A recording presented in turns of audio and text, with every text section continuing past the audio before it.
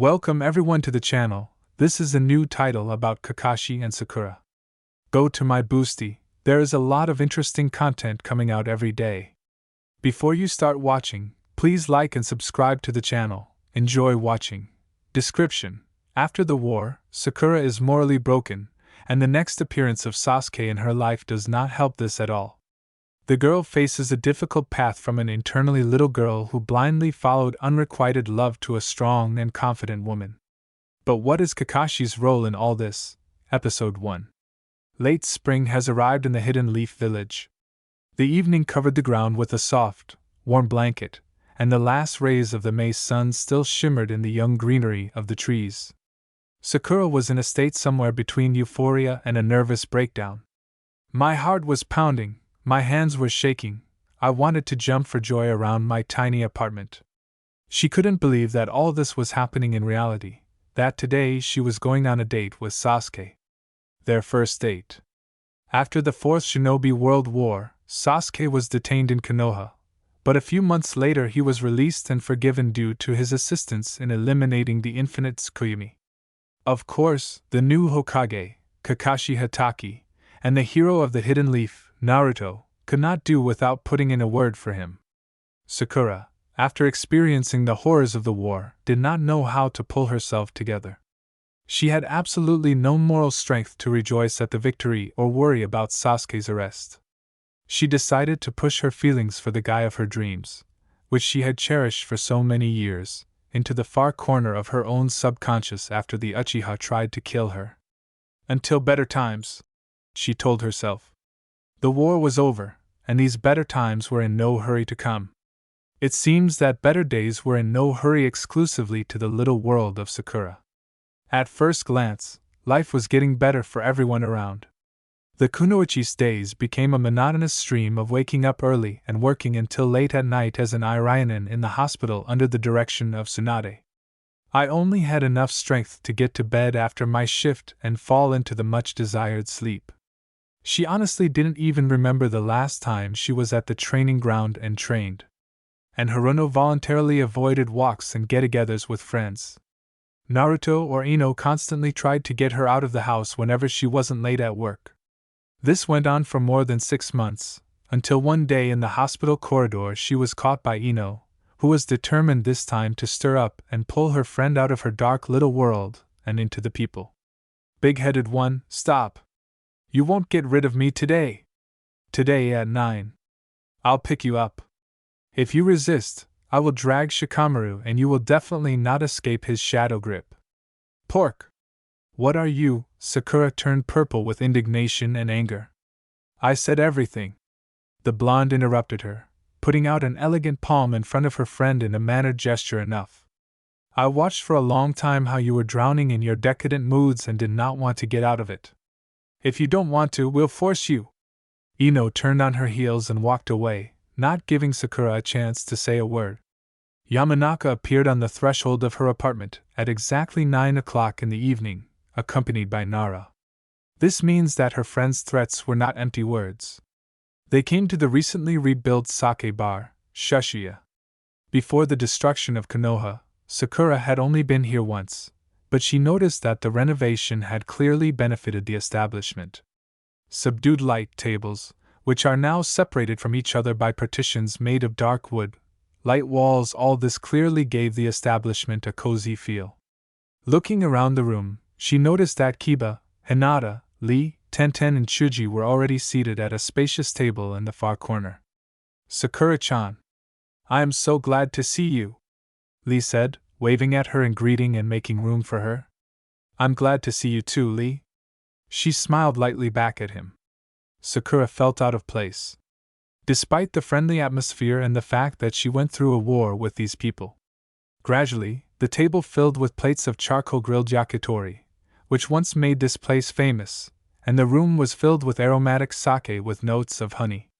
With each new sip, Haruno felt her stiffness gradually dissipate, giving way to the warmth from the alcohol. And now, she is already laughing at Kiba's jokes, chatting with interest with Hinata and Tenten, and carefully watching the hand sparring between Chuji and Lee. He catches himself thinking that he feels alive for the first time in a long time, and will definitely thank Ino for this. Hi all. I'm a little late, but I'm not alone, Databeo. Naruto's loud voice rang out. Black eyes swept over those present at their table and lingered on her for a couple of seconds.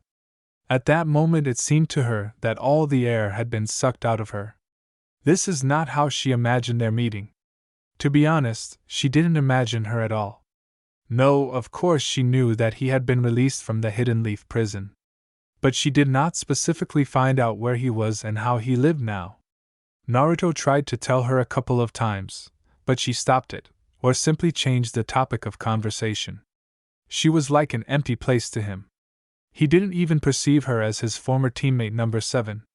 And she didn't allow herself to admit that it hurt her more than she would like.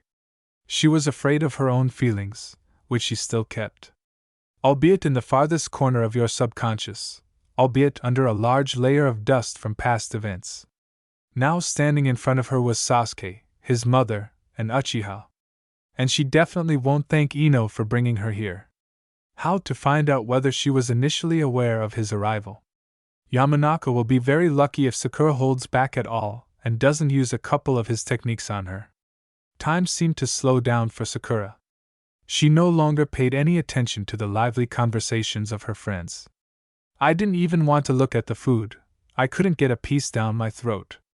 And alcohol no longer helped to defuse the situation in her head. He sat next to Naruto, but she desperately forbade herself to catch his silhouette in her peripheral vision. It seemed like such an ordinary thing for everyone. Saske is with them at the same table, in the same room. As if it had always been this way. For her, it was a collapse of incomparable proportions. It was well after midnight. Sakura hurried to leave her friends first, citing the early rise and upcoming shift at the hospital. Which, by the way, was the pure truth. After saying goodbye, she went out into the fresh air. Until that moment, it seemed to her that she was not breathing at all. Haruno had already taken her first steps towards the house when she heard Sakura. Her name sounded the same as it did that day, when she met Saske near Orochimaru's hideout. For the first time since he left the village. She slowly turned around and let their eyes meet for the second time that evening. "I'll see you off," he said in his characteristic emotionless tone. Her mind didn't even have time to react, but he was already level with her. They walked most of the way in complete silence, especially for Sakura. She tried to hide the fact that everything that happened this evening felt as if the Hokage had dropped a willow tree on her head. But her fists, clenching treacherously from a mixture of anger and resentment, did not help her with this. "How are you, Sakura?" he began. "How is she? Seriously?" She was indignant to herself, boiling. But she only answered, "I'm fine, Sasuke-kun. I'm glad I met you today." The corner of his lips lifted into a slight smile. "I can't answer you the same," she burst out. The lump in my throat became even more noticeable. "Sakura, I probably need to apologize." "There's no need for that," she interrupted him. "Apologies." She had already heard them, or rather their likeness, from him once. Then these words stirred up in her something that she had so diligently hidden somewhere deep inside. Even thinking that this will change a lot between them. Perhaps this is that very moment, those better times until which she postponed her love. But reality caught up with her too quickly and made her realize how wrong she was. Now his "I probably need to apologize" seemed like a cruel mockery in her direction. They were already at her house. Sakura dreamed of quickly being in her small apartment and ending this joke of the villainess of fate, which had dragged on for so long. Go on a date with me? Fate, apparently, had just gotten the hang of it and didn't think about ending its torture. Is he kidding me? Impudence, what impudence? Thought Haruno. After all. After he made it clear that she was nothing more than empty space with her uninvited feelings. Tears were already filling my eyes and were about to flow. Anger began to boil with renewed vigor. Sakura was no longer able to resist her. Seriously, Sasuke? Do you seriously think you have the right to say that to me? Do you really think you can show up like this, after everything? Well, of course, for you I have always been a stupid girl who dared to fall in love with the Uchiha himself. Which you wanted, you rejected, you beckoned with your finger, and she is already at your feet again. You tried to kill me! Do you think you can make a ridiculous apology a couple of times and get away with it? Are you obviously crazy? My cheeks immediately turned red from burning shame. At that very moment, she realized how much unnecessary things she had just said. I couldn't resist. I wanted to fall through the ground. I understand that you are angry. There was no turning back. Disgrace yourself until the end. Am I angry? Ha, oh, Kami-sama, you're really crazy. You better leave, Saske. The kunoichi was one step away from hitting him. And there was no need to doubt that she would have put all the possible reserves of her chakra into this blow. Is she angry? Sakura gets angry when Naruto says something stupid or competes with Konohamaru in seduction techniques. She gets angry when Shizen runs to report to Tsunade about her smallest mistakes at work, or when the same Tsunade pushes her responsibilities onto her. To go get drunk with or without reason at some local bar. What she is experiencing now cannot be compared with this definition. Just one date, Sakura. He continued to stand his ground with his characteristic cold expression and drawling out her name. Never. Holding back the trembling in her voice, almost in a whisper, she blurted out. She turned around and rushed away from him. Sakura did not remember how she went up to the floor she needed and found herself outside the door of her apartment. Slowly sliding down the wall to the floor, she choked with tears. From injustice and burning anger. From his boundless impudence.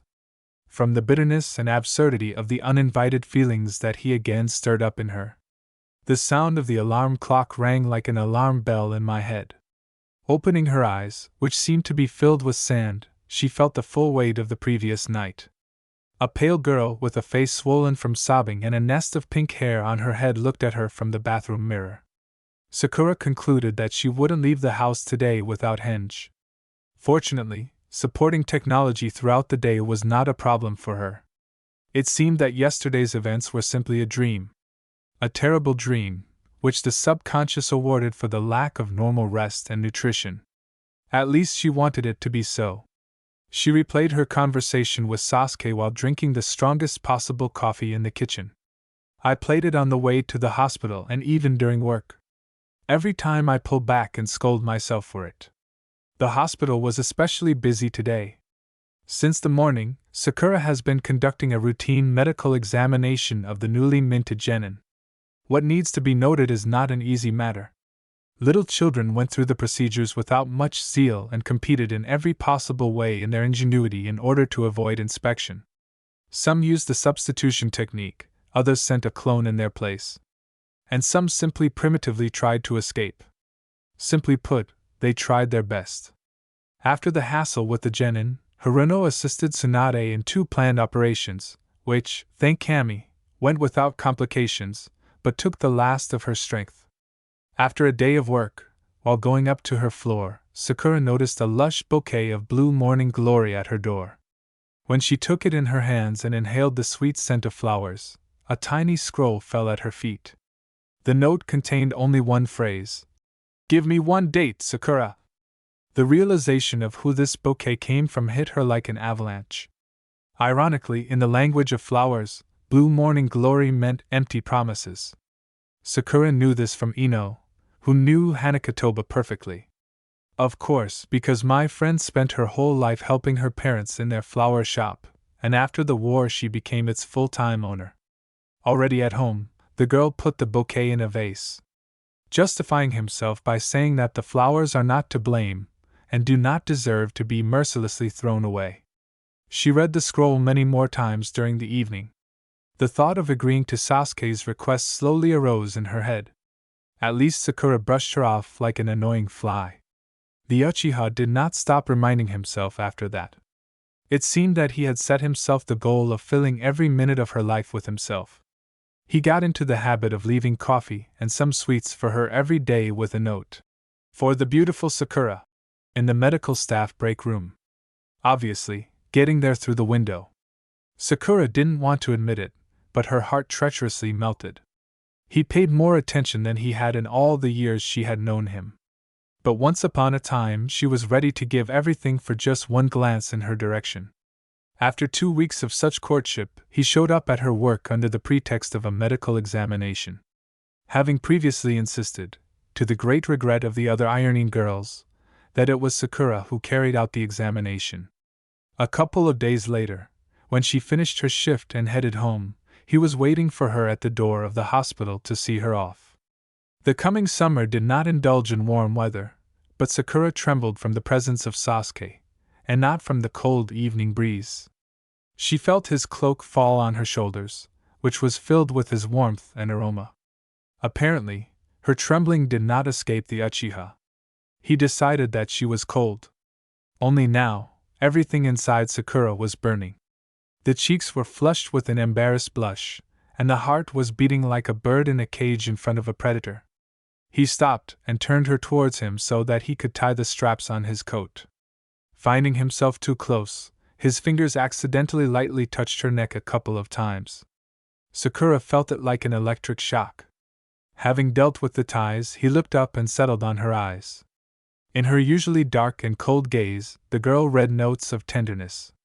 Or perhaps she just saw what she wanted. "Sakura, let me fix everything bad between us." His voice sounded quiet and so painfully soft. She had never heard him like this before. "Do you think this is possible?" she said almost in a whisper. "I only ask for a chance and your permission." It seemed as if her soul was about to leave her body. "My breathing has long ceased to be smooth." Sakura drowned in his dark eyes, realizing that all the feelings that she had hidden inside under 7 seals had now burst out. With frenzy and a keen desire to recoup all the years of their captivity. Yes, Sasuke-kun, Episode 2. This morning seemed special to Sakura, truly sunny. She deliberately left her house early so that on the way to the hospital she would stop at a small local shop for coffee and something edible, carbohydrate-rich, and always high in sugar.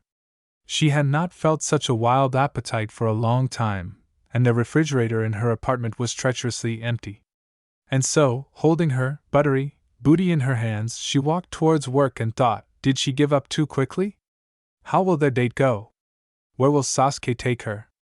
And what should you talk to him about? There were too many questions, and exactly 0 answers. At the hospital, she was surrounded by a line of patients, and she had absolutely no time for dreams of dating the guy of her dreams. Sakura managed to emerge from the bustle of work only around lunchtime. Only thanks to the fact that Tsunade called her to instruct her to conduct a routine examination of the 6th Hokage. She had not seen Kakashi-sensei for a very long time. During the war they became very close. He was her support and salvation in that difficult time. The girl was tormented by her conscience. In the long months after the war, she never bothered to ask how he was doing. She justified herself by saying that almost immediately after the war, Kakashi became the new Hokage of the Hidden Leaf and he had enough to do without it. "Do you have any complaints about your health, Mr. Hokage?" Sakura began timidly. Kakashi sat quietly on the couch, which was unusual for him. Her former sensei had some kind of special dislike for everything connected with the hospital, and it was almost impossible to force him to come for an examination. "Sakura, at least don't call me that." He sighed tiredly. "It seemed to me that we stopped at simple Kakashi a long time ago, didn't it? And yes, I have no complaints. If it weren't for the tediousness of my dearly beloved advisor, I would hardly have ended up here. I thought it was Shikamaru's doing. Well, this time I can thank him, whenever I have another chance to visit my best student. So much time has passed, how are you doing?" In his usual manner, he smiled at her with his eyes. From this gesture, which was familiar to her, the girl felt warm in her soul. "I'm fine, Kakashi-sensei." Sakura sighed heavily. "You can't say anything meaningful. Well, since we're back at sensei's again, would you mind having dinner with your old teacher tonight? Tell me a little more about how well everything is going for you." "I can't tonight, I have a date." "Maybe next time?" she said a little stuttering. "It's a good thing. And who is this lucky guy? Really Saske?" He raised his hand to the back of his head, and slightly ruffled his hair. I can't hide anything from you, sensei. She lowered her eyes to the floor. Her cheeks were painted with a light pink blush. She was not comfortable discussing the topic of her date with Saske with him. After all, Kakashi was almost the main witness of how she suffered from unrequited love for the Uchiha from the age of 12. After examining the former sensei, Haruno busied herself filling out the cards for new patients and did not notice how her working day came to an end. She hurried home. Excitement was getting the better of her more and more. Sakura went through her entire closet looking for the right outfit. She opted for a red chipao with black accents on the sides. She pulled her pink locks into a neat low bun, tinted her eyes with mascara and applied clear gloss to her lips. Haruno looked at her watch every now and then. Saske was supposed to show up at 9. The closer the appointed time got, the louder and faster her heart beat. The Uchiha appeared on the threshold of her apartment exactly at the specified time. They walked along the busy streets of Konoha, talking about distant topics. It was no longer so hot outside. A cool breeze blew into my face. They were surrounded by turmoil, and the noise of ringing voices was heard. The aroma of various delicacies was in the air, and the sounds of light music could be heard. Sakura was unusual to see Sasuke so talkative and relaxed. They went into a small and quite cozy tea shop. The girl who met them took them to the farthest kotatsu. The table quickly filled with bowls of tea and various sweets. Sasuke was interested in how the long months passed for Sakura after the end of the war, asking about how she was working in the hospital. He spoke little about himself. During their conversations, Haruno did not even notice how her excitement evaporated. At the end of the evening, when they were already standing in front of her house, Sasuke took her hand, intertwining their fingers. Sakura felt like she was electrocuted again, and her heart began to flutter. "You're so beautiful," he almost whispered. Sasuke was too close to her. His dark gaze burned through her. He touched the girl's face with his other hand and gently ran his thumb from her cheekbone to her ear. He moved even closer to her, his breath touching her lips. Sakura froze and felt all her muscles tense. She understood that their first kiss, which she had dreamed about as a very little girl, was about to happen. But why isn't she filled with feelings of joy? Why do you want to run away? Their lips met in a light and gentle touch. She thought for only a second, but then returned the kiss. It seemed as if her heart was about to pierce her chest. Sasuke pulled away from her a little and pressed his forehead to hers. With a slight grin he whispered, "I've been dreaming about doing this all evening." And then their lips met again. Only with a completely different touch. More persistent and demanding. He ran his hand through her hair and deepened the kiss. To Sakura, the whole world around her seemed pink. She fluttered as if on wings, wrapped in Sasuke's attention and care.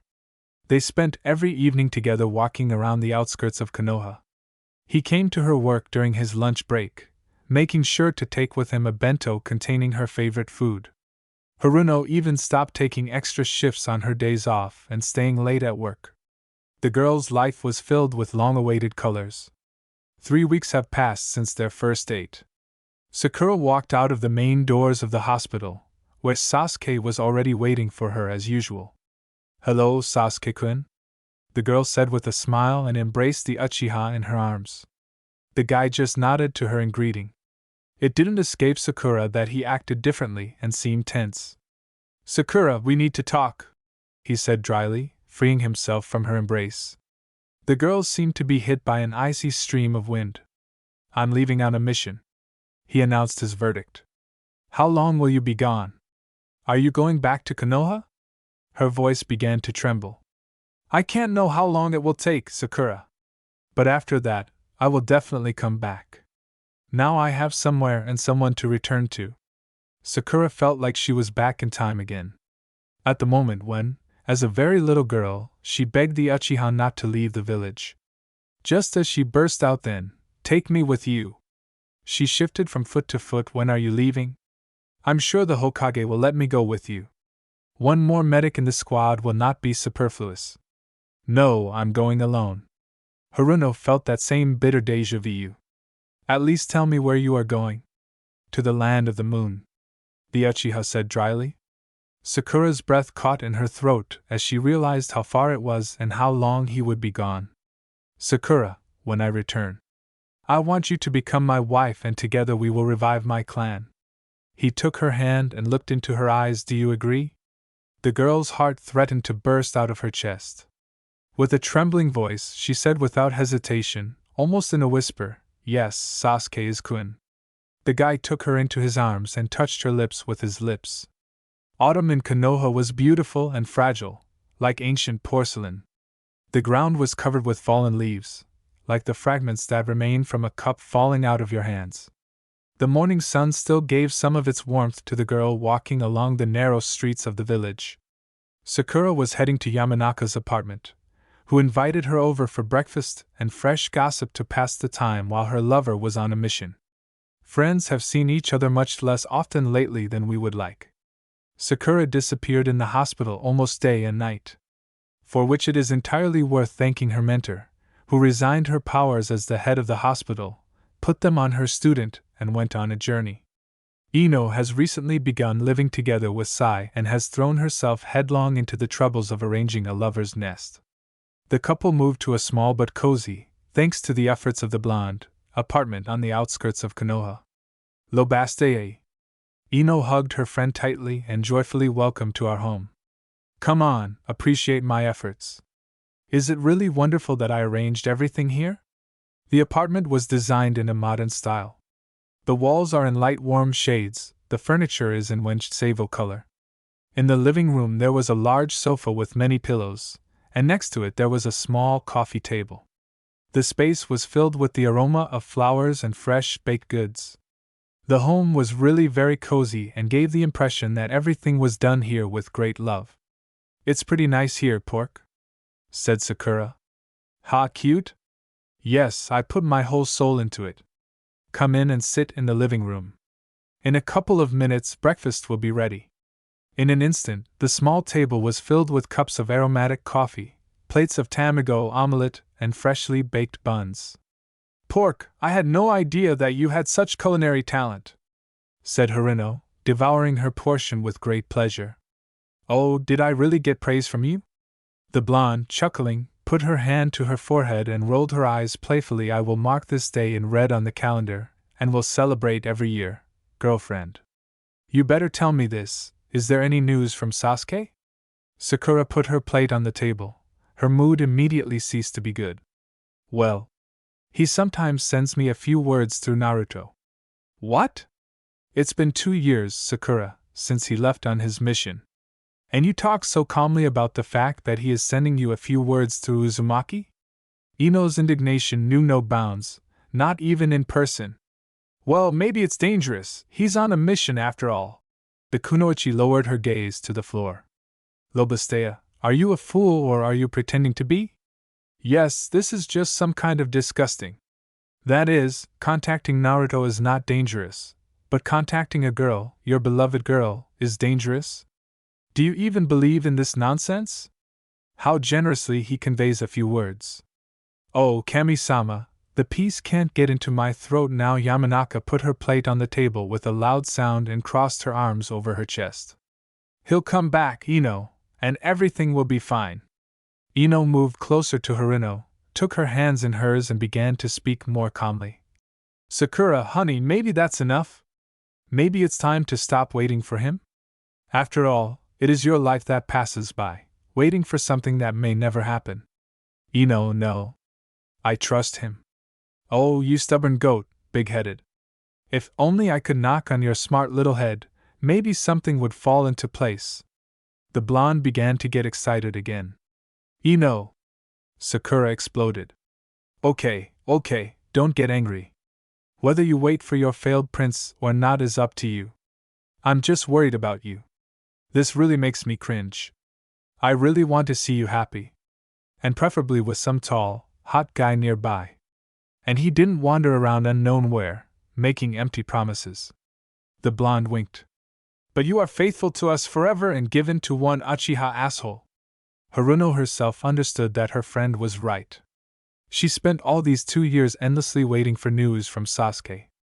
And of course, she was painfully hurt by the fact that he did not personally convey a word to her during this time. She looked for an excuse for this, but it didn't turn out very plausible. The promises that the guy made to her before he left no longer warmed her soul at all. But Sakura waited, hoped, and refused dates to guys who paid attention to her. Her life, as before, consisted of routine in the hospital, only in a new position. From rare meetings with friends and get-togethers with Ino. Also, during these 2 years, Sakura, to her surprise, became even closer to her former sensei, who, despite the post of head of the village, devoted quite a lot of time to her life. He turned out to be a completely impossible person, who drove her into fits of rage with his antics and jokes. And sometimes he became the one who would listen and support, and give advice.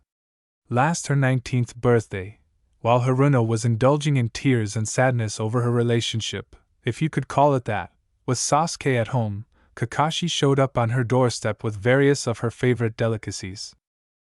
And until late at night they chatted on a variety of topics. When the Uchiha didn't even honor her with a basic "Congratulations," conveyed at least through Naruto. The friends finished breakfast. Sakura helped Ino wash the dishes while discussing the latest news. Yamanaka talked about how Shikamura finally decided to propose to Temari. That Naruto had become more active in his courtship of Hinata, and the girl had recently been glowing with joy as never before. Haruno was very happy for her loved ones. But she sadly concluded that nothing was happening in her little world. The kunoichi said goodbye to her friend, citing the large number of urgent matters at the hospital. Already standing on the porch of the Yamanaka house, she stopped, looked at the clear autumn sky and sighed heavily. Episode 3. The door to Sakura's cabin suddenly burst open and a nurse rushed in like a whirlwind. "Sakura-sama, you are urgently called to the 4th examination room.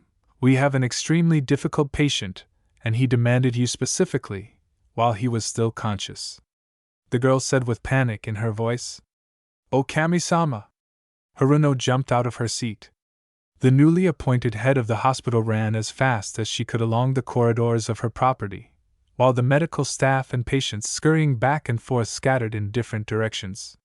Sakura cursed herself for choosing damn high heels this morning that were not at all suitable for Irayanen's marathon races.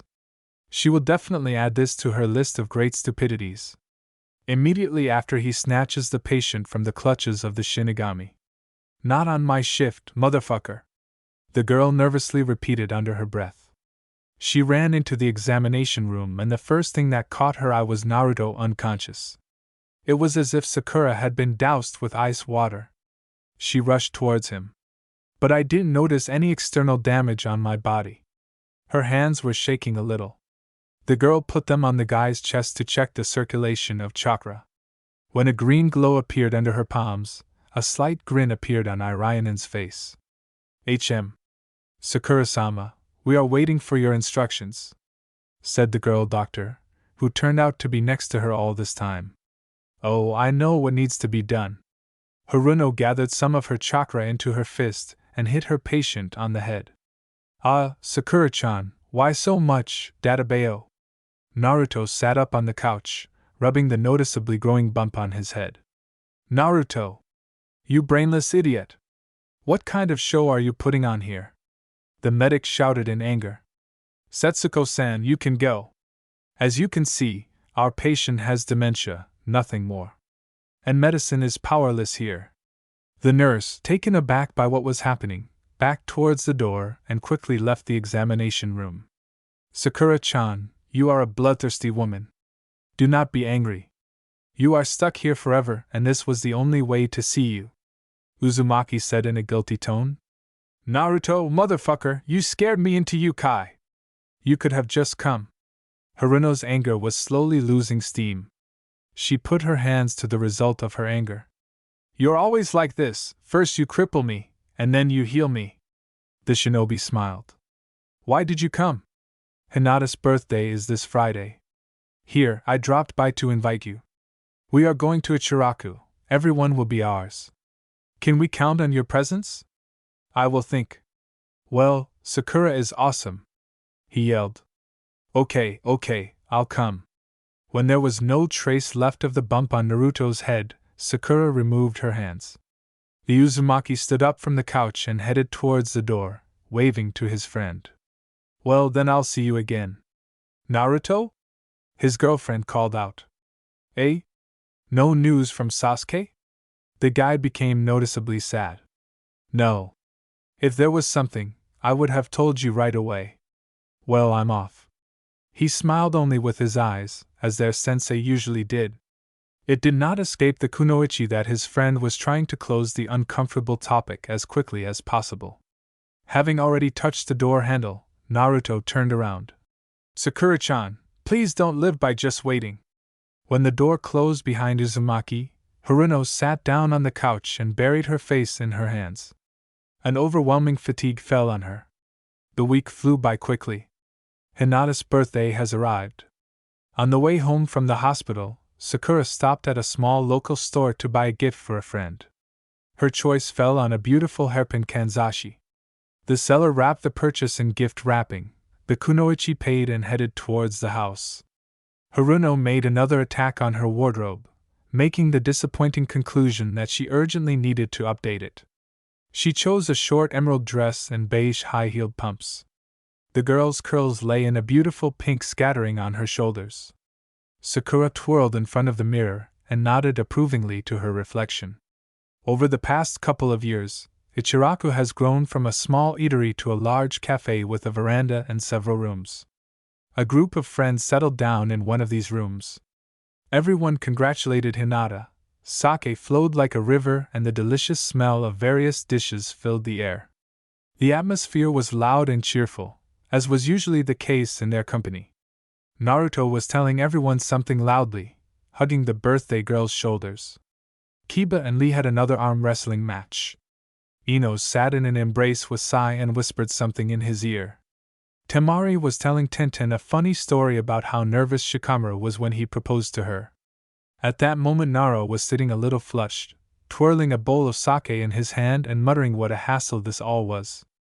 The doors of the cafe opened and a slightly tipsy Ginma and Guy appeared on the threshold. When they went to congratulate Hinata, Kakashi appeared at the door after them.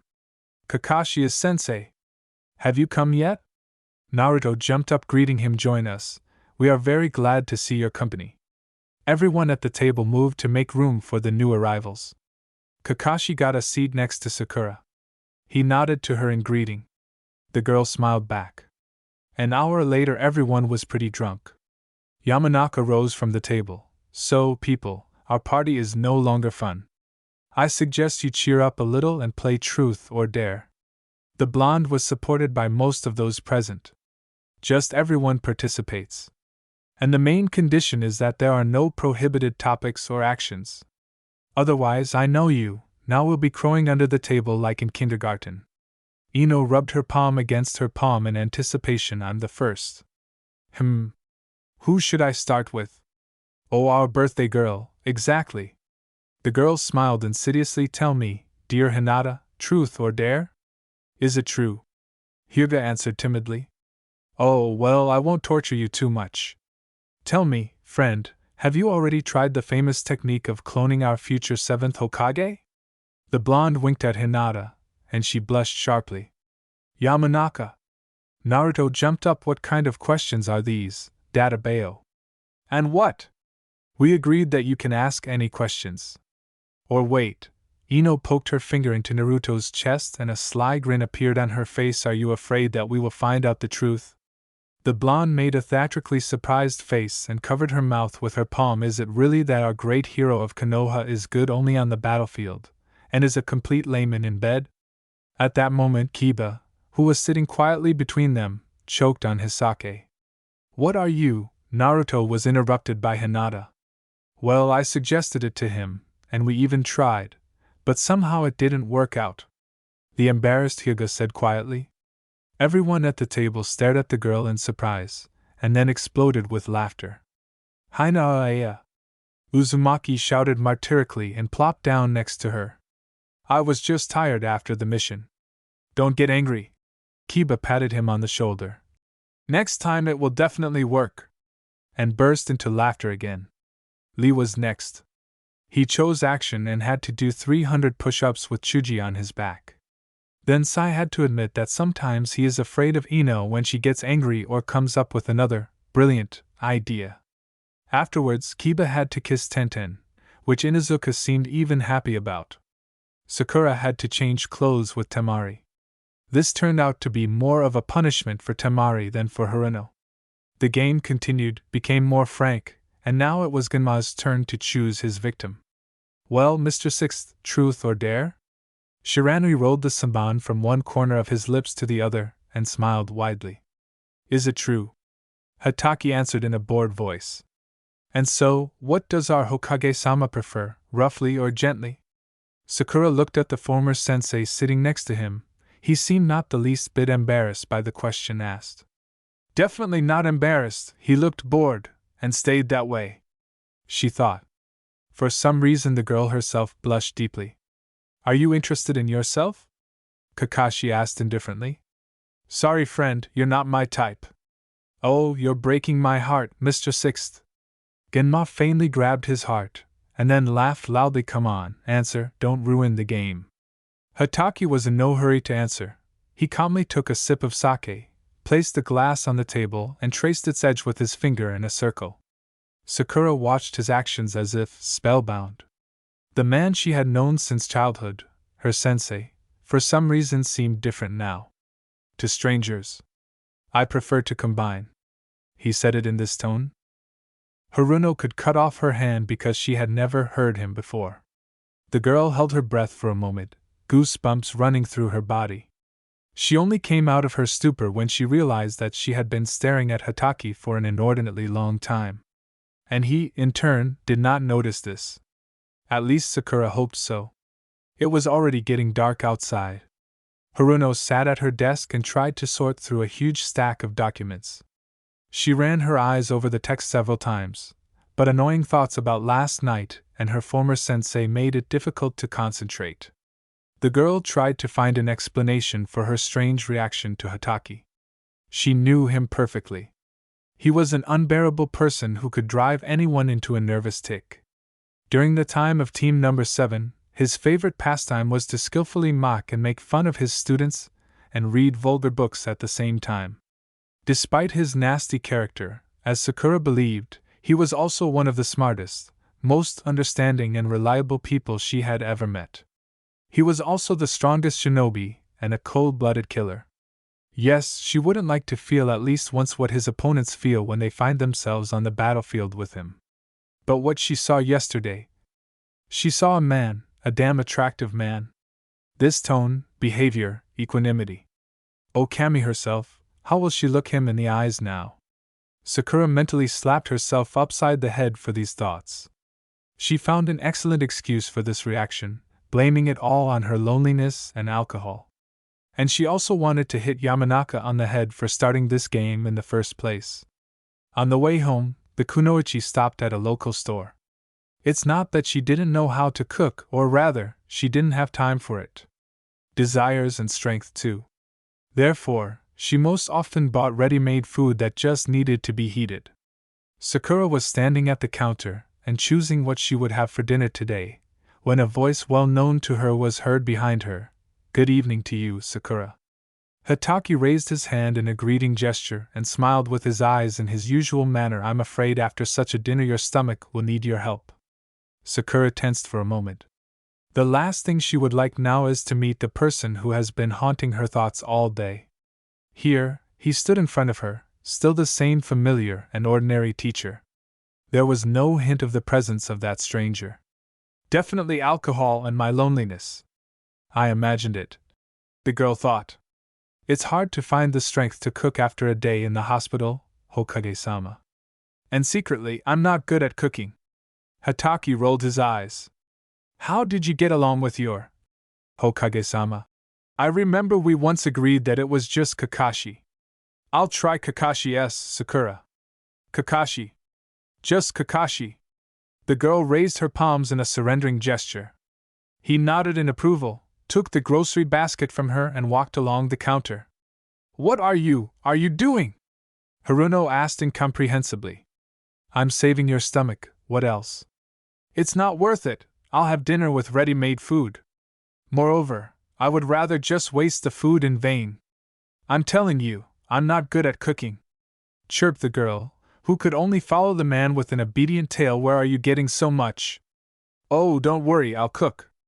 Kakashi said it as if it were something that goes without saying. Where? Rinnegan asked with rounded eyes. At your house. Sakura didn't ask any more questions. When Hitaki paid for the groceries and put them in bags, she made a note in her head that she would definitely deal with this a little later. As soon as she regains her ability to speak. As soon as they arrived at her small apartment, Kakashi immediately went to the kitchen. Sakura went to her room to change clothes. When she returned, she found the man in the midst of cooking. Maybe I can help with something? Otherwise, I feel somehow uncomfortable, the girl said, entering the kitchen. I think we'll cut you some slack today. After running around the hospital all day, you deserve it. Rest. As if the Hokage's workday is easier? He's a hell of a lot. And also, how much do I owe you? Well, for groceries. Hitaki looked up from cooking, turned around and looked at her as if she were crazy. You definitely overworked it, he stated. At dinner, Sakura relaxed a little. They chatted on various topics. We laughed, remembering yesterday's antics of drunken friends. The girl looked at him and became more and more convinced that the way she saw him yesterday was simply a game of drunken imagination. But today Sakura made another discovery about Kakashi Hitaki. He cooked like a culinary god, no less. Episode 4. Hitaki walked home through the dark streets of Konoha. Autumn this year turned out to be unusually warm, but in the night air it was impossible not to notice its characteristic coolness. The time was closer to midnight, but rare lights in the windows were still burning in the houses. The sixth Hokage, in the bustle of constant affairs and problems of the village, rarely had the opportunity to be left alone with his thoughts. Now the reason for his thoughts was one pink-haired kunoichi. He clearly remembered the moment when he first looked at her differently. Not as a student or a comrade in arms, but as a woman. Fragile and defenseless. She was definitely one of the most powerful kunoichi in Konoha, and if Kami were to save herself from facing her fists. But first of all, she was just a girl. This happened at the end of the war, before the fight between Saske and Naruto. Sakura was then unconscious in his arms, and the Uchiha was saying something about how he had no reason to love her or be loved by her. It was then that Kakashi allowed himself to touch her for the first time. This was not just another forced touch during the fight. He put his palm to her face, and at that moment something treacherously clicked in him. Since then, this strong girl has stuck firmly in his head. At first, Hitaki brushed off thoughts about her. He chalked it up to the consequences of what he experienced during the war. He told himself that her love for Saske did not leave him even the slightest chance. When it became completely unbearable, he remembered that she was his student. At that time, he was even glad of his appointment as head of the village. I hope that the huge number of things to do would put everything in its place. It will give you the opportunity to take your mind off this pink-haired craze. It didn't help. When he found out that Sakura was going on a date with the Uchiha, the shinobi felt a pang of jealousy for the first time. The situation only worsened after her lover left for a mission to the land of the moon. Kakashi was angry. I didn't understand why his former student was doing this to her again. This was not a forced mission. Sasuke expressed a desire to go there on his own. And Hitaki was drawn to her. So much so that without realizing it, he constantly found himself next to Haruno. He took care of her. And sometimes, due to his character, he drove me crazy. It came out naturally. He scolded himself, realizing that this was wrong. But one day he admitted to himself that he just liked how cute she was when she got angry. He's angry at him. It was at such moments that he imagined that he was not indifferent to her. But what he liked even more was the way she smiled. Over time, unbeknownst to him, they actually became closer. His intrusions into her life no longer seemed out of character. And Sakura herself seemed to have gotten used to his frequent presence. Most often they're random. Meetings took place over eating some goodies from local cafes and talking on casual topics. In order to see her, he even abandoned urgent matters at the residence a couple of times. Like a stupid little youth. He scolded himself, but his legs treacherously carried him towards her. Afterwards, of course, he listened to a long lecture from his favorite advisor about how irresponsible he was. And what a hassle it is to team up with a detachment of Anbu to catch the Hokage throughout Konoha. The situation was getting more and more out of control. It sucks, but it's still control. Not only he became aware of his desire to be closer to Sakura. Shikamaru would undeservedly bear the title of a universally recognized genius if he did not understand everything. After Hataki's second such escape, Nara caught up with him right at the doors of the hospital. "I see you've been feeling unwell a lot lately, Hokage-sama?" the advisor said with a sly grin, twirling the lighter in his hand. "Ah, Shikamaru. Yes, my head has been hurting since the morning. Magnetic storms, apparently," Kakashi answered without giving the impression that he was taken by surprise. "Yeah, magnetic storms. Pink-haired ones like that." "What?" Hataki maintained his usual emotionless tone and raised one eyebrow slightly. "What?" Shikamaru's grin grew even bigger. Time passed, and 2 years flew by. A letter arrived at the Hokage residence that made Hataki want to kill his former student with his own hands. Saske wrote that he got married and the Uchiha clan had an heir. The new father asked to register a new resident of Konoha. Kakashi stared at the scroll unfolded in front of him for a long time. The first thing he thought about at that moment was how she would survive this. Second, where to find the strength to tell her about it. And should he do it? Third, does Naruto know about it? On the same day, the sixth summoned him to his place. As it turned out, Uzumaki knew everything. He also received a letter with good news. The former student had not yet had time to tell his friend anything, and Hataki decided to take this heavy burden upon himself. They agreed that he would tell her after Hinata's birthday. That day, Kakashi made another difficult decision for himself. He, no matter what it takes, will not let her go. At the celebration in honor of Hinata, they sat side by side with Sakura. He looked at her cheerful, laughing at her friend's jokes. For the first time, it did not spread pleasant warmth in his soul. After drinking enough sake, the pain subsided and he was even able to relax a little. When it was his turn to answer Genma's question with the truth in the game of truth or dare, he saw Sakura blush. I saw how she looked at him. He answered the question more for her sake. And judging by the way she stared at him for a while longer, it had the desired effect. He himself then wanted to take her hand and take her away from there in order to confirm his answer with actions. The next day, in the evening, they ran into each other in a local store.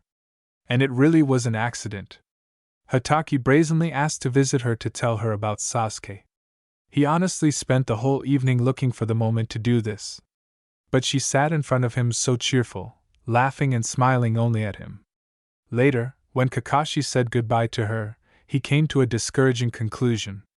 That love truly mercilessly subjugates the strongest. The elite shinobi chicken out. For the first time in my life. The next morning, the first thing Hataki did was call Naruto to his place. The sixth realized that he could not delay any longer. Yes, he and the Uzumaki kept this secret in order to protect Sakura. But at the same time, their silence was unfair to her. She has been living for too long waiting for something that will definitely never happen. For too long she trusts a man who, if he can do anything for her, is just to stick another kunai in her back. In addition, given the speed with which news spreads across Konoha, the likelihood that Haruno would find out about this from someone outside was growing every day. But it shouldn't be like that. Once upon a time, Kakashi told Saske that reasons are only needed to hate someone. Now, Hataki had too many of them to succumb to this feeling. Uzumaki didn't have to wait long. From his unusually gloomy face one could understand that he guessed the reason for his visit. Naruto nodded to the sixth in a greeting gesture, walked over and sat down on the couch not far from the Hokage's desk. Kakashi-sensei, did you tell Sakura? Naruto started. The unusual uncertainty in his voice only thickened the clouds. No, Hatake exhaled heavily. He closed his eyes and rubbed the bridge of his nose with 2 fingers. I couldn't understand. Sensei, maybe I will do this after all? It's unfair to shift the burden of responsibility for Sasuke's actions onto you alone. No, Naruto. I think in this situation it will be really fair, first of all in relation to Sakura, if we tell her together. Kakashi called his secretary and asked him to call Haruno. What? Right now, Databeo? Uzumaki yelled. It was clear that he was beginning to panic. He's been through so much. He fought with so many of the strongest shinobi, but he's still scared to death of his girlfriend. Thought 6 and then asked, do you think there could be an even more opportune moment? She'll finish us off, Kakashi-sensei. She will definitely do it, Databeo. The former student did not let up, and when we meet in that world, the first thing you will hear from me is, I told you so! So it will be. That's how it will be, sensei. Sakura did not understand the reason why she was so urgently called to the Hokage residence. My first and only thought was that something bad might have happened to Sasuke. Maybe he got hurt on a mission or worse. The girl drove away these thoughts, but the seed of anxiety grew more and more in her chest. The secretary announced her arrival, and when the girl appeared on the threshold of 6th office, she saw the former sensei at her desk and her best friend, who was sitting on the sofa nearby. Excitement was clearly visible on the guy's face, and this made Haruno feel even more uneasy. Did you call me, Hokage, yourself? Trying to calm the trembling in her voice, she said. Come in, Sakura, position yourself next to Naruto. As Sakura took her seat, Hatake stood up from his desk and sat down in the chair across from them. Sakura, we won't beat around and around, but let's get straight to the point. Naruto and I need to tell you something. The matter will concern Sasuke. The girl stopped breathing for a moment. Will they really now confirm her thoughts that she was racing in her head on the way here? Did something really happen to him? Sakura-chan, just please listen to us carefully, Uzumaki said in a lifeless voice. What's going on? Can you just tell already? Did Sasuke get hurt during the mission? The girl couldn't contain herself from excitement. No. Sakura, he's fine. But a letter came from him. The 6th took a short pause, and the lump in the kunoichi's throat became even larger. In which he writes that he got married and the Uchiha clan had an heir. The 2 kept their eyes on her, waiting for her reaction. But it didn't come. At that moment the girl really didn't believe what she heard. It seemed to her that all the air had been sucked out of the room at once. She looked at Hatake and said in an emotionless tone, Where is this letter? Kakashi stood up from his chair, walked over to his desk, took the scroll from it, and then returned to Sakura and handed it to her. She unfolded the paper and silently stared at it for about 5 minutes. An infinite number of times falling along the lines. She couldn't believe what was happening. After another couple of minutes, she looked at Uzumaki. You knew? Then, in the hospital? When I asked if there was any news from Sasuke, did you already know? She said in a monotonous voice. The friend nodded guiltily. What Yukai Naruto? Why didn't you tell me then? Also that. Don't just live in anticipation, Sakura. Thing, so that's what it was all about. Her voice almost turned to a scream, and her hands clenched into fists. Sakura-chan. A friend touched her hand, trying to console her. Kakashi-sensei and I didn't know how best to do this. We knew it would shock you again. You just started living a normal life and stopped closing yourself off from everyone. We were worried and afraid for you. Didn't know how best to do it? Tell me, Naruto. Just say. Sakura, Sasuke got married and had a child. Have you considered this option? No? And you, Kakashi-sensei? How could you hide this from me? After all, you could have done this yesterday? Her anger filled the entire space. Sakura, we were afraid for you, Hatake said simply. The girl jumped up from her seat. She was filled with resentment. She concentrated her chakra into her fist and hit the coffee table that was next to the couch. It shattered into small pieces. Yes, both of you go. with your concern," she said calmly and flew out of the Hokage's office, slamming the door. Both men sat motionless in their seats, each thinking the same thing. About how lucky they were that their heads were not in the place of this unfortunate table. That day the girl did not appear at the hospital again. She locked herself in her apartment and was left alone with her life, which had collapsed, once again through the fault of the Uchiha. She wasn't crying over her relationship with Saske. No. She cried because she was filled with self-loathing. She was sick of herself because she had once again trusted him. She gave him a chance, which, as it turned out, he didn't give up at all. It was at the moment when I was on the verge of closing this protracted epic with feelings for him. And his words before leaving. For what? She devoted the next 2 years of her life to him. For what? Would the Uchiha show her her place again? Once again he showed that she is nothing more than a stupid and naive girl who will run to him if he just gives her a little attention. She was angry at herself, at Saske, at Naruto, and her sensei. Angry at the whole world. That night she never slept a wink. When the sun was almost up, Sakura decided that she had had enough of suffering over her pathetic self. She got up from her bed, quickly got dressed and flew out of her house towards the third training ground. The sight greeted her with the coolness of an autumn morning. Haruno took a deep breath, stretched, and began to hone her blows. She hadn't trained for a long time, and that's why her muscles responded to every movement with a pleasant pain throughout her body. With each blow, the girl seemed to be knocking the very naive Sakura out of herself.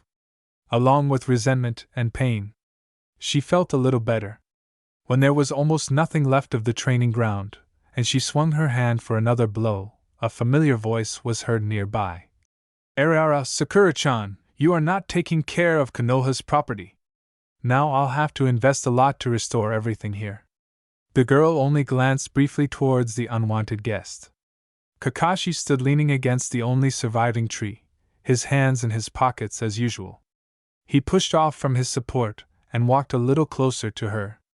"Did you have breakfast?" he asked. "I had breakfast," she lied, without interrupting her training. "Then we'll have lunch together." "I'm without lunch today." "Dinner?" "And no dinner." Let's do this, we'll have a sparring match. If I win, you come with me to dinner. You continue your hunger strike. I won't say a word." Sakura rolled her eyes with a heavy sigh, but still accepted his conditions. More precisely, she was too well aware of the character of her former sensei, which means she didn't really have a choice. He would have gotten her consent anyway. I would just first drive her into a nervous tic or a fit of rage, or both. Her limit of overflowing negative emotions was already exceeded a couple of months in advance. So she decided to give up right away. Besides, she knew how much pleasure Hatake felt when he annoyed someone with his antics.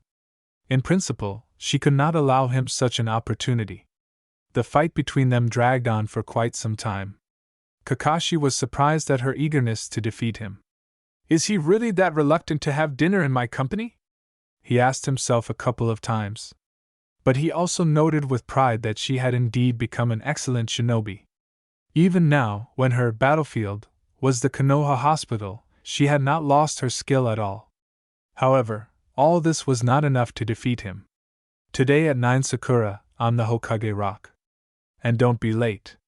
Without even being out of breath, he said in a calm tone when he put the girl in a grip from which she had no chance of getting out. "You yourself will come on time at least once." Resigning herself to defeat, she almost hissed. "You. What?"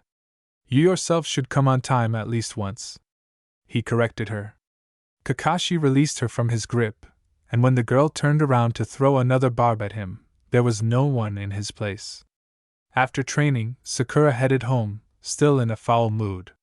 Unfortunately for her, today was her day off, and she was doomed to be left alone with her troubles. After a good and much-needed shake-up at the training ground, her resentment towards everyone and everything was replaced by a feeling of shame. The realization came to her that her violent reaction and the scandal that she created in the Hokage's office were, in fact, made up of nothing. And her resentment towards her best friend and former sensei is completely unfair. They clearly acted with the best intentions. After all, Kakashi, the sensei, was not obligated to tell her about this. Naruto knew very well about their relationship with Sasuke and about his words at their last meeting. Sakura only now realized how much she had offended two people close to her with her behavior. Well done, Haruno! Bravo! Don't forget to add this to your list of great stupidities. She mentally scolded herself. She wanted to run and beg for a petition right now. But she remembered that Naruto had already left for another mission. He told her about this a couple of days before everything happened. Yes, it was a time of peace, but Naruto was preparing to become the next Hokage, and therefore he was often sent on political missions for the purpose of training. She sadly realized that she would have to live with her feelings of guilt for another couple or 3 days. Serves you right, she reproached herself. As for Kakashi, for the first time she was glad that she had lost their bet, and he himself had given her the perfect opportunity to apologize. She was surprised that after her outburst he was still as kind to her as before. Sensei was a wise man, and she attributed his behavior to the fact that, most likely, he condescendingly did not attach much importance to the stupid act of his former student. The girl was even more surprised that she so quickly moved away from the news of the changes in Sasuke's life. It was as if she was subconsciously waiting for this. Or something similar. Now she was more worried about guilt than torment about the Uchiha's unfulfilled promises.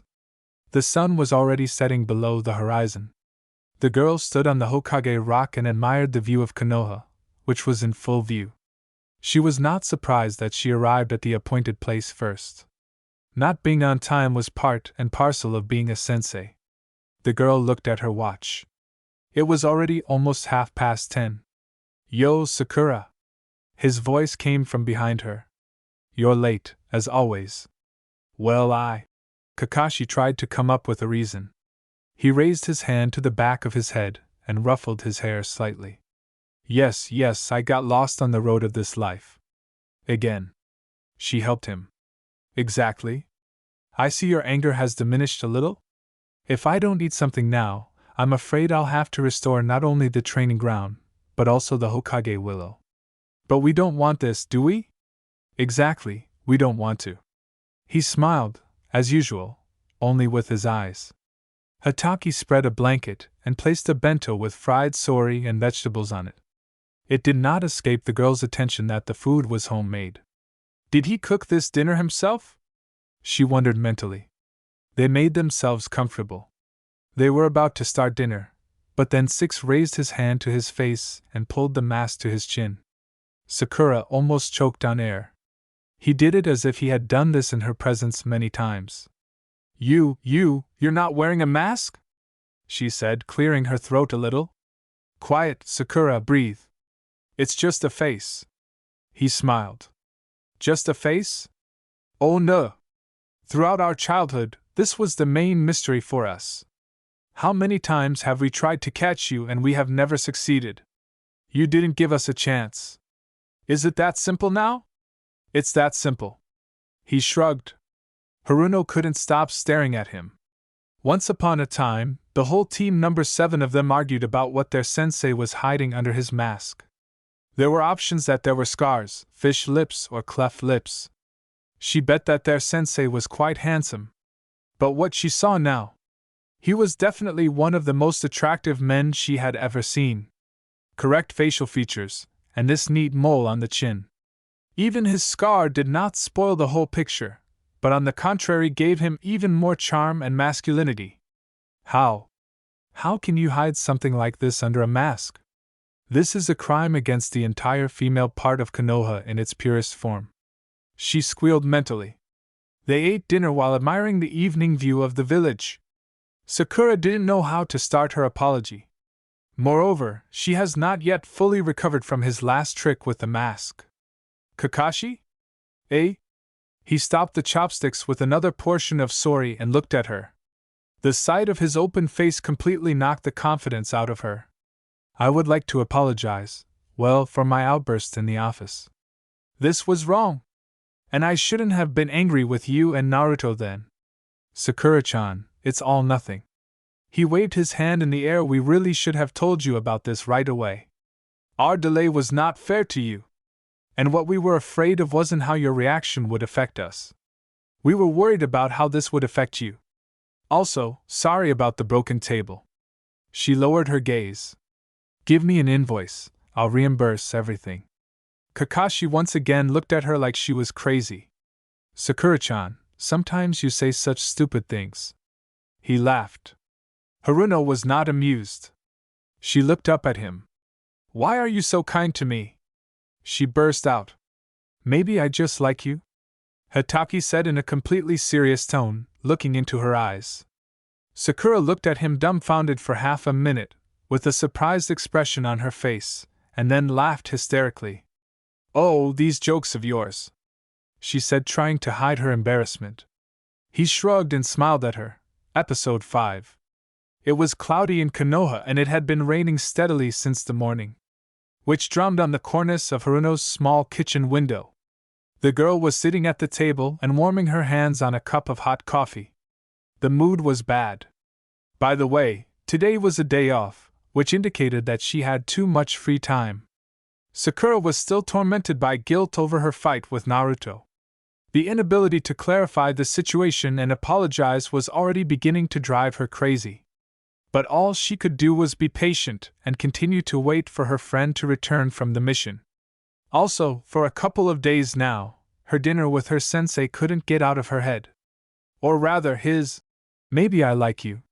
She was sure that this was just another joke inherent in him. Or perhaps by this he meant that he liked her as a friend. It is obvious that this was exactly the case, considering how close they had gotten over the years. He had known her since childhood and hardly saw in her anything more than his student. But recently, unexpectedly for herself, she saw a man in him. Moreover, very attractive. His trick with the mask completely destroyed the image of a teacher that had been established in Haruno's head. All this resonated in her soul with some strange contradiction, seeming wrong. If anyone had told her 6 months ago that she would think about Kakashi in a similar vein, she would have twirled her finger at her temple. Sakura sighed heavily and continued to stubbornly push away these thoughts, blaming it all on too much stress due to the latest news about Saske and a lot of work. As for the Uchiha, then for her, of course, this whole situation did not pass without a trace. Although, at first it seemed to her that she took it in an adult, calm way. But she was still worried and very worried. She made constant attempts to find the reason for his such an act towards her. Again. This morning, when Sakura woke up, she even caught herself wanting to close herself off from the whole world again and plunge into painful soul-searching. But she was stopped by the realization that this would mean taking a huge step back for her. And she couldn't allow that to happen. Haruno made a promise to herself that she would no longer be that little girl who was madly in love with the Uchiha, and was ready to step over her self-respect for the sake of a tiny grain of his attention. She promised herself that she would grow up and always put herself and her self-respect first. In truth, Ino helped her keep her promise very well. Who, having learned about everything, came to her yesterday with a mission to save her from mental torment. The blonde's main weapon was delicious food, and her heavy artillery was 3 bottles of strong drinks. The girls spent the entire evening on the couch in Sakura's living room, discussing what had happened over a couple of glasses of fruit wine. Yamanaka, already in good condition, even told her friend that she expected to find her in a puddle of tears for Saske, but she, it turns out, is holding up well. I even thought it was a sin that you had acquired self-respect. Yamanaka giggled. When their girls' get-togethers came to an end, Ino made a promise from her friend that tonight they would gather with friends at a local bar and arrange a wake for Haruno's finally deceased love and celebrate the beginning of her new life. Sakura agreed to this easily and with a couple of jokes. Today her enthusiasm had noticeably diminished, but there was even less chance of getting out, or rather, there were none at all. Sakura was busy cleaning her house all day. After the end of the conflict between the allied shinobi forces and Akatsuki, her small apartment was given to her as a war hero by decree of the 5th Hokage. At that time, Sakura lived in her parents' house and was in no hurry to move.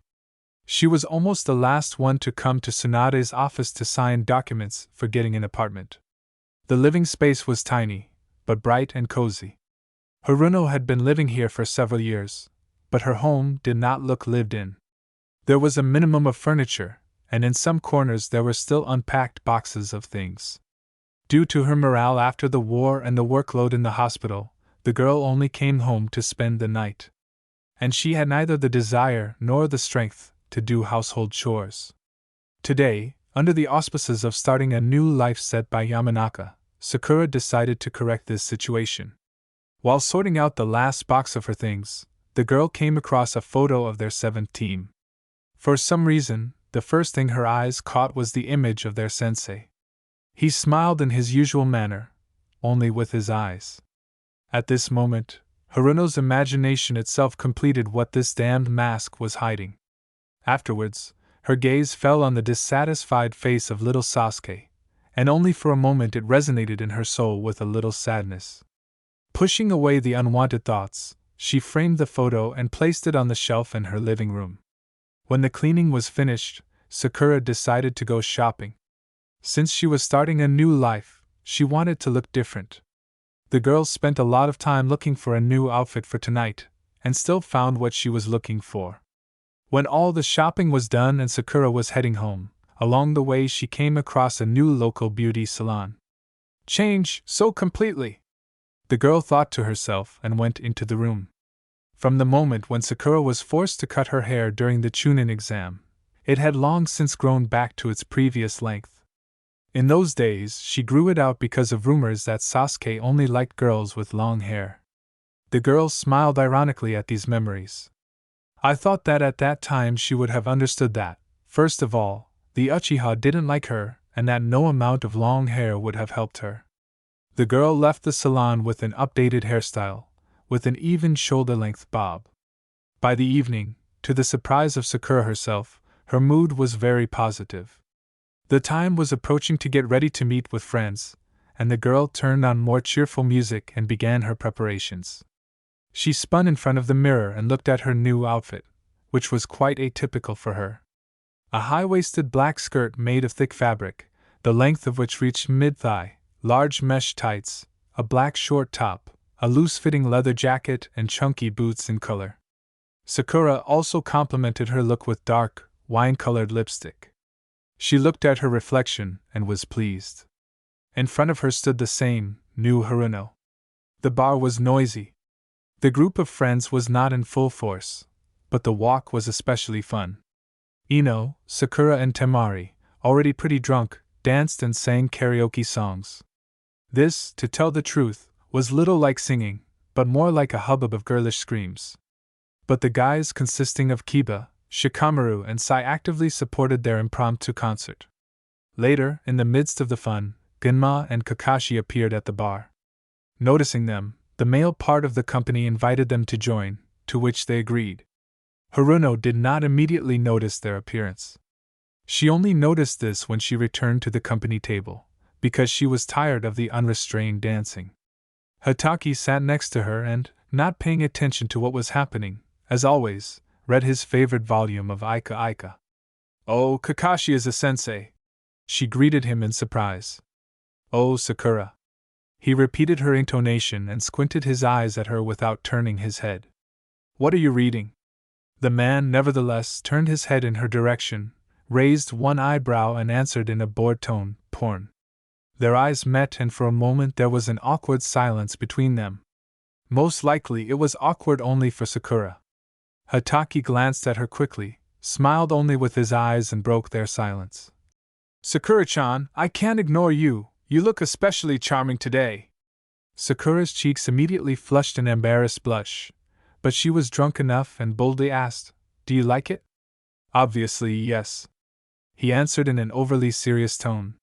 She was saved from another bout of awkwardness and embarrassment by Ino, who dragged her back to the dance floor. As she let the rhythms of the music carry her drunken mind further and further, she felt a gaze on her. Sakura enjoyed this evening and the attention of a certain person. A few hours later, when the bar worker announced that the establishment was closing, the surprisingly sober Sai and Shikamaru tried to take their overly cheerful ladies home. But they desperately demanded that the banquet be continued. Kiba, apparently sensing the makings of a gentleman, volunteered to accompany Sakura. Sakura-chan, you can barely stand on your feet. Inuzuka laughed. You definitely won't get home without an escort. Well, where are you taking us? Girls, shall we go somewhere else? The girl protested, ignoring Kiba's statement. Let's go. The friends chanted in unison in response to her proposal. We're not going. Give you free rein. In this state you will destroy half of Konoha's establishments.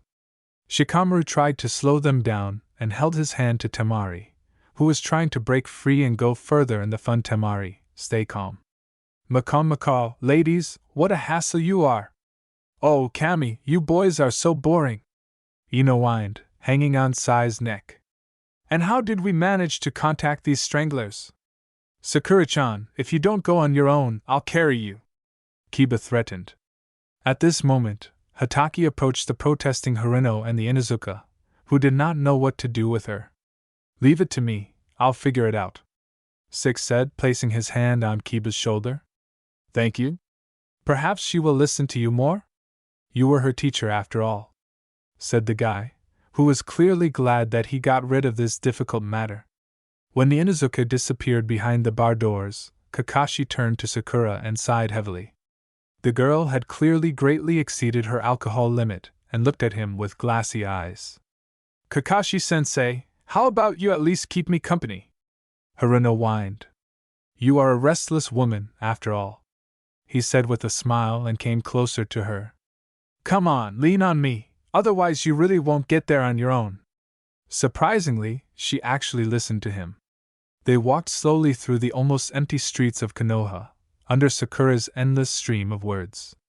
She babbled something about a new life, made insanely funny jokes, apparently only in her own opinion. But somewhere in the middle of the journey, her foggy mind caught on the sign of another bar. Haruno grabbed her sensei's hand and abruptly pulled him towards the entrance to the establishment. Wrong course, Heim. Japanese word meaning princess. He stopped her, as if he was ready for this trick on the part of the girl. Oh, Kakashi, don't be a bore, Sakura whined. So, I guess that's enough. It seems that you gained more than just knowledge and medicine from your mentor, Hatake said calmly and unceremoniously threw the girl over his shoulder. I think as a doctor you should be aware that female alcoholism cannot be cured. What are you doing? The girl was taken aback. I'm taking you home. But I don't want to go home. I want to go there. She pointed her finger at the receding door of the bar. I wish I could worry about that. Hatake slightly tossed it over his shoulder. Haruno kicked and tried to escape his grip, but very quickly realized that it was useless. Therefore, she accepted her defeat. Kakashi? She said quietly, drawing out his name. Eh? What did you call me? You heard perfectly well, he grumbled kindly. Sakura smiled blissfully. Of course she heard it, but she wondered if he would repeat it. They spent the rest of the way to her house in comfortable silence. Finally finding himself in Haruno's apartment, Kakashi placed her on the sofa in the living room, and he headed to the kitchen. He made an invigorating tea for her, handed the girl a mug, and sat down next to her on the sofa. I can't stand tea, Sakura said, taking a greedy sip. It can be seen. Do not be fancy. Hatake laughed and leaned back on the sofa. This is all new, Sakura. Do you know today we celebrated the beginning of my new life? What are you talking about? That's what it means. The man laughed again and patted her on the top of the head, as he often did before. I'll pretend that I'm hearing about this for the first time today. The sound of his velvety laugh spread warmth in her chest. The alcohol in her blood bestowed courage, and she spoke in a tone that she had never heard from herself before. Do you know what the new Sakura wants now? So what? His gaze became interested. To see your face without a mask once again. Will you show me? She said the last word almost in a whisper. She expected to hear some kind of excuse from him and was already making insidious, again only in her opinion, plans to achieve what she wanted. But he suddenly raised his hand to his face and touched the edge of the mask. I myself. She stopped him. Sakura put the cup on the small table next to the sofa, and then moved closer to the man. She raised her hands to his face, and when she touched the mask, her fingers froze for a moment. The heart was about to pierce the chest. She slowly pulled the fabric towards his neck and froze. Yes, she had already seen his face, but seeing him so close was completely different. She shuddered from the realization that he had opened up to her. Now, for some reason, she was very worried about how many people he had ever allowed to see him like this. She desperately wanted her to be the only one he dedicated to this secret. I wanted to be special. Why are you hiding such a beautiful face? This is unfair. She whispered. It's flattering to hear that you think I'm handsome, Haim. The man said just as quietly as she did. She ran her gaze over the regular features of his face again and again. It was as if she was trying to absorb every detail into her memory as best as possible. And so, her gaze froze on his lips. There was deafening silence in the room. At the will of her intoxicated mind, Sakura moved even closer to his face in a burning desire to touch those lips. Now there was not even a shadow of a thought in her head that tomorrow, because of what she was going to do, her only salvation would be to escape from Konoha.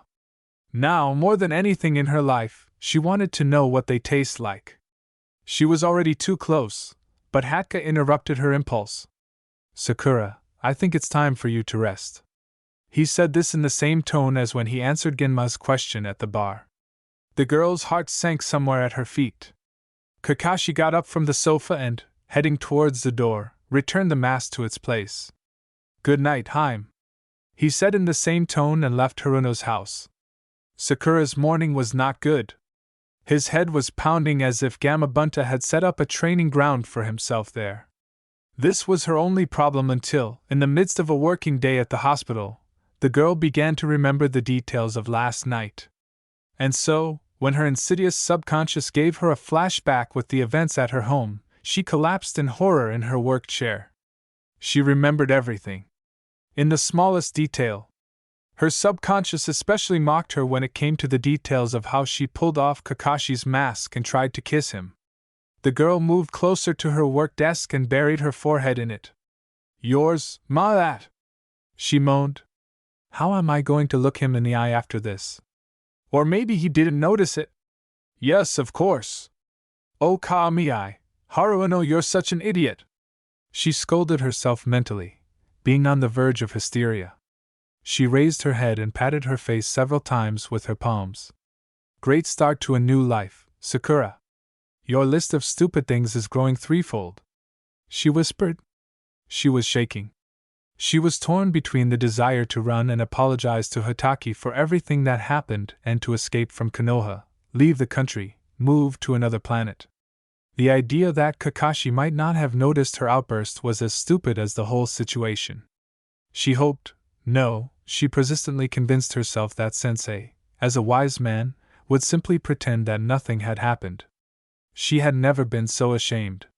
In the pangs of conscience and the desire to fall through the ground, the only thing that Sakura firmly decided for herself was that now she would not come close to alcohol.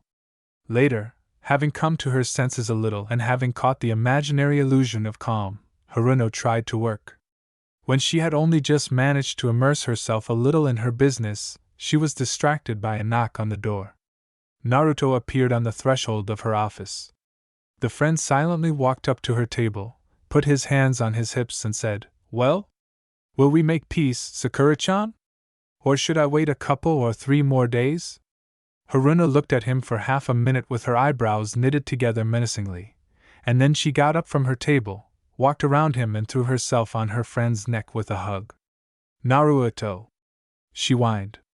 It seemed to her that Naruto's appearance had never been so timely. Now she clung to him like a lifeline, amid the sea of her reckless mistakes. His presence calmed her.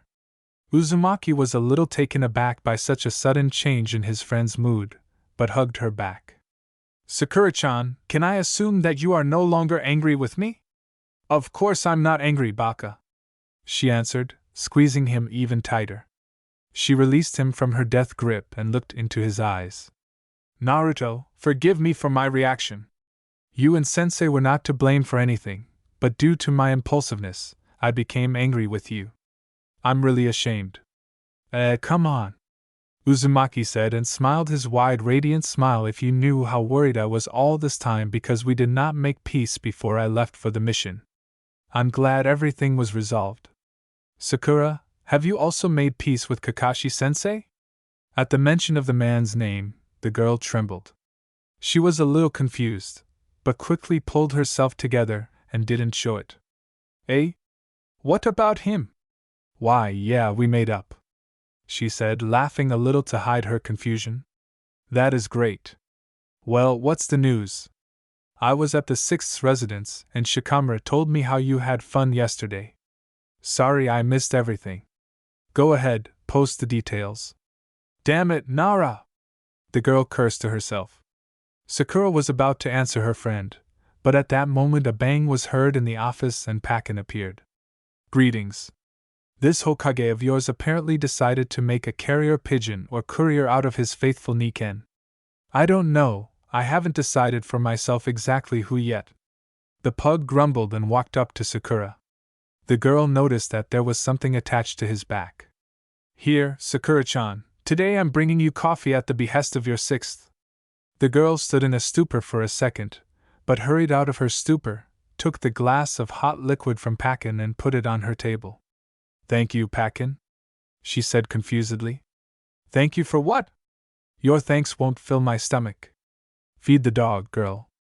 The pug made a pitiful face and nodded towards the box of cookies that stood on Harino's desk. Sakura sighed and rolled her eyes, but took a treat out of the box and gave it to the Niken.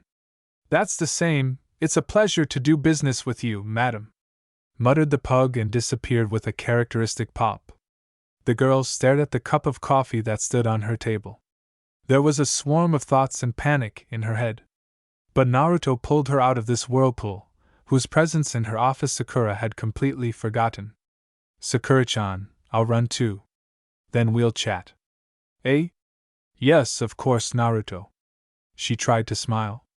When Uzumaki was already at the exit from her office, he turned around and asked, Why is Kakashi-sensei sneaking coffee for you? Who knows? Harino said, trying to hide her panic with laughter. After her friend left, Sakura lost track of how long she sat and stared at that damn glass.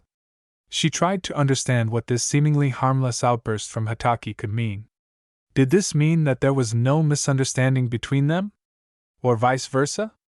She understood one thing for sure, the possibility that he did not notice her attempt to kiss him failed miserably. How could anyone even count on this? How can you not notice that someone is trying to kiss you? He's not blind. He's not stupid. Unlike you, Sakura. She mentally fell into hysterics again. Having taken the first sip of the drink, which had already cooled down, Sakura almost choked. I also bought my favorite one, asshole. 4 days later, Harino was summoned to the Hokage's office. All these days she did not cross paths with Kakashi and selflessly tried to avoid places where she could meet him. She understood that she could not hide from him forever, but she hoped to delay their confrontation as far as possible. She had no idea how to behave with him or what to say at all. And this trick of his with coffee only confused her even more. But now, he called her to his office and no matter how much she wanted to, there was no way to ignore the Hokage's order. She walked to the residence on shaking legs. The thought flashed through her mind that perhaps she should apologize to him for what had happened. But she also wasn't sure whether it was worth bringing up the topic at all, in case he decided to pretend that nothing had happened. The closer she got to the residence, the more she felt another panic attack coming over her. In front of the door to his office, she was about to raise her shaking hand to knock, but froze when she heard voices. Kakashi was not alone in the office. The mission wasn't easy, you know. A female voice sounded. You can take a week off, in that case. I will sign all the necessary papers for this, said 6. Yes, I think that's what I'll do. Would you like to join me? I have to refuse. There's a lot of work, you know. The man answered in an indifferent tone. Oh, come on, Kakashi. The Hokage also needs to rest. We could go to the hot springs and relax. Like the good old days, remember? You and I have never been bored. The woman giggled. She was clearly flirting with Hatake. At this moment, Sakura was overcome by some unpleasant feeling, which could be defined as jealousy. From the conversation, it was clear that these two had certainly not previously rested as longtime friends or comrades. There was definitely something between them, and the girl was clearly interested in repeating it. Sakura realized that before she had never thought about the fact that Kakashi could have a relationship with someone. She had never seen him with a girl, and maybe that's why it never occurred to her that her sensei also had his own personal life. But what confused her even more was the feeling she was now experiencing from what she had heard. Why would she even feel this? After all, there is nothing between them and there cannot be. Well, yes, she tried to kiss him, but it was a trick of her drunken mind. It is so? But Sakura was now beside herself with anger for something, and there was no escape from it. What was she actually angry about? The fact that an adult and attractive man had and still has a personal life? I told you, Minami, I'll refuse. Hatake's same distant voice was heard. Sakura came out of her daze and finally knocked on the door. When she entered the office, the first thing her eyes fell on was the Hokage's interlocutor. She was a very attractive kunoichi, about 30 years old. She was dressed in a regular shinobi uniform, but it did not hide her chiseled figure. Her beautiful black hair was pulled back into a high ponytail, and she had big brown eyes. She was definitely beautiful, and Haruno felt like a homely mouse compared to her. Come in, Sakura-chan. Minami, I think you can go, Kakashi said. The girl stood up from her seat, looked at Haruno intently, and left the office. When they were alone, an awkward silence reigned between them for a couple of minutes. Sakura felt the pressure of the surrounding situation on her, and she still continued to be angry because of the conversation she accidentally overheard. She lowered her eyes to the floor and was afraid to look at Six. He, in turn, sat at his desk and behaved as usual. Well, why did you stand rooted to the spot, Sakura-chan? Come in, sit down. Haruno's legs seemed to be rooted to the floor, but she found the strength to take steps and sit in the chair in front of the Hokage's table. The girl didn't dare look at him. I think we have something to discuss. His voice sounded like a sentence. Sakura's eyes looked up at him in fear. She felt like she was starting to hyperventilate, but she pulled herself together and said, yes, perhaps there is. Well, Sakura, how are things at the hospital? This is clearly not what she expected. The girl's anger, which was beginning to subside, was revived with renewed vigor, and all her uncertainty disappeared as if by hand. Did you really call me to ask how things were at the hospital? She said, trying to remain calm. Is there anything else I should discuss with the head of the hospital? As Hokage, I am interested in what is happening in the hospital, Kakashi asked calmly. Rising from his seat, he walked around the table and leaned his elbows on the tabletop with his arms folded across his chest. As Hokage, Kakashi, every day you receive a detailed report on the work done. I don't think there's anything new I could tell you. If that's all you wanted to know, then I guess I'll go. You shouldn't distract me from work for no apparent reason. Anger took over her more and more. She rose from her seat and headed towards the exit. When her hand touched the door handle, Hatake's calm voice was heard. Next time, when you try to kiss me, don't take so long. This became her boiling point. If she thought she was angry up until this point, she was wrong. Sakura clenched her fists, turned around, and in a matter of seconds covered the distance separating her and Hatake. She stood in front of him, looked into his eyes, and, trying to restrain the trembling in her voice, asked, Yes, you? What are you playing, Kakashi? Who said I was playing, Sakura-chan? You could clearly hear the grin in his voice. Just advice. For the future. There won't be a next time, Kakashi! Her voice began to rise. I'm not sure about this, he retorted absolutely calmly, emphasizing the last word. What an impossible person you are.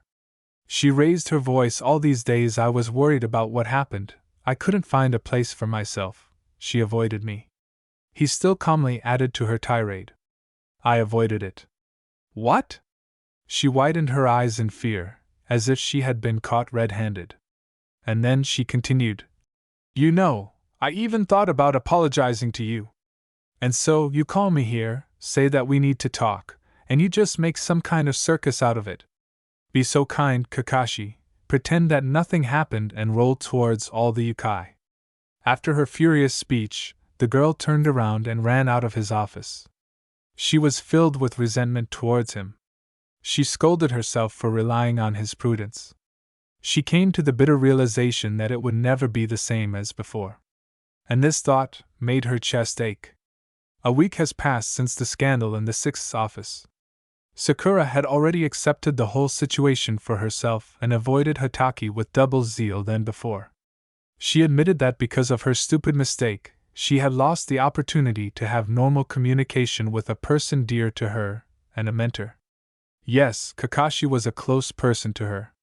The girl understood that nothing could be fixed and simply resigned herself. Now Sakura was once again saved by her work. Moreover, today an intern, an Irionin, was supposed to arrive at their hospital from the Hidden Cloud to undergo training under her leadership.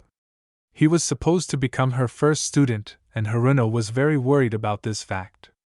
She understood all the responsibility, and was tormented by doubts whether she would be able to give enough knowledge to the young mind. Standing in front of Haruno was a much older guy than she expected to see. It seemed to her that he was even a couple of years older than her. He was tall and blond with blue eyes. He was well built, and the most common Irionin uniform suited him too well. Without realizing it, Sakura found him very attractive. Sakura-sama, my name is Toshio Nakamura. The guy introduced himself and bowed in greeting. I arrived in Konoha from Hidden Cloud to undergo training. I hope our cooperation will be successful. I'm very glad, Toshio Nakamura. Tell me, how long have you been studying irininjutsu? The girl was serious, as the situation required. Not as long ago as I would like. During the war, I was an ordinary shinobi, but I helped in the medical camp with the sick. It was then that I realized that I wanted to connect my life with medicine. He began training almost immediately after the end of the war. That's how it is. Perhaps that's why your face seemed familiar to me. Yes, Sakura-sama, we saw you then. You even treated me once after an attack on a medical camp. Even so? Well, in any case, Nakamura, we have a lot of work to do, and we only have 2 weeks. Now you can get acquainted with the hospital, and a little later I will find you, and we will begin our training. Of course, Sakura herself. Towards the end of the working day, Haruno found her student, and was very surprised that for a person who had only recently studied medicine, he already knew a lot. He could cope not only with simple techniques, but was also able to cope with more complex ones. It might not always be perfect, but Sakura was determined to fix it. She accepted with great joy that her student was truly talented and had chosen his path correctly. By the end of the first week of their training, the new Irionin could easily give odds to many working doctors in the Konoha hospital. On top of everything, Haruno noted her student's incredible thirst for knowledge and great efficiency. He often stayed at the hospital after work hours and practiced constantly. And apparently he was a good person. During the week of their cooperation they, one might say, became friends. The learning process was not only fruitful, but also fun. A couple of times they even had lunch together, and during the meal discussed possible options for improving the guy's techniques. Sakura enjoyed his company. Haruno and Nakamura left the operating room tired. This was the second time Toshio assisted her during an operation, and the girl was openly proud of her student. They went into her office to discuss the details of the operation over a cup of coffee and relax before diving back into work. Toshio, I must admit, your results amaze me. When our training is over, I will be calm for the patients of the Hidden Cloud Hospital, because they are very lucky, they will have such an Irionin like you. The girl said with pride in her voice and tiredly plopped down in her chair. All this is only because I have an excellent teacher, Sakura herself. So the patients of the Hidden Cloud owe this to you. Sakura blushed a little in embarrassment at his words. I'm even somehow sorry that your training will soon come to an end. To be honest, when I decided to teach you, I was terribly nervous and worried, but it turned out to be very entertaining. The girl took a sip from her cup in fun. The guy smiled sweetly and put his cup on the table. For a moment his face showed some hesitation, but then he spoke. Sakura-sama, will you go to dinner with me? He said, maintaining external calm. At that moment, Haruno stared at him in surprise. I'll understand if you refuse, but I decided that it's still worth trying your luck, he continued. The girl quickly recovered from the shock and laughed sweetly. Nakamura, are you asking me on a date? I think so, the guy said with an uncertain smile and shrugged. For several seconds Sakura was at a loss as to what to answer, and then she thought. What exactly is stopping me? He is a good and interesting guy. Besides, he's very attractive. Why should I refuse? Isn't it only Kakashi who can have a personal life? She was taken aback by her last thought and didn't even understand why she had just remembered Hatak. But she brushed her off like an annoying fly. Well, I'll be glad to keep you company, said the girl. Is it true? The guy perked up noticeably and apparently he didn't expect her consent at all. True, Toshio. The guy breathed out a sigh of relief.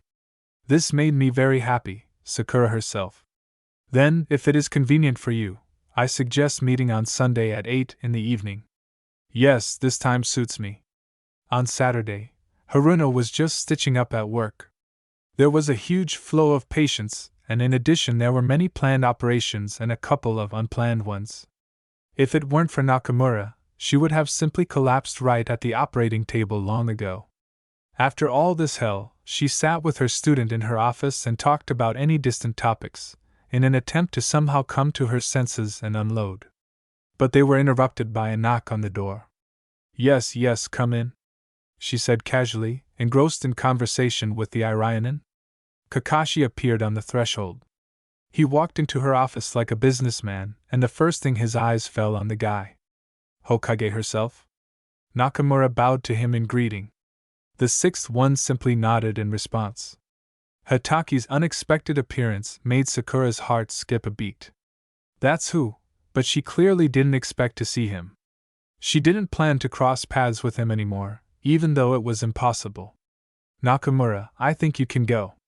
Trying to keep the same attitude, the girl said. Yes, of course, Sakura herself. I'm done with work for today, so I'll see you tomorrow evening at 8, as agreed. The guy smiled at her and hurried to leave the office. When they were alone, Haruno felt the full weight of the situation falling on her. She had no intention of breaking the silence that reigned. She would generally prefer to pretend that she did not notice the presence of an unwanted guest, if it were possible. The girl was sitting at her desk and enthusiastically studying a document that she had already seen 3 times before. Hataki walked over to her desk and stood opposite her, holding his hands in his pockets. He was wearing the usual shinobi uniform, and Sakura couldn't help but think, good-looking asshole! And he is aware of this.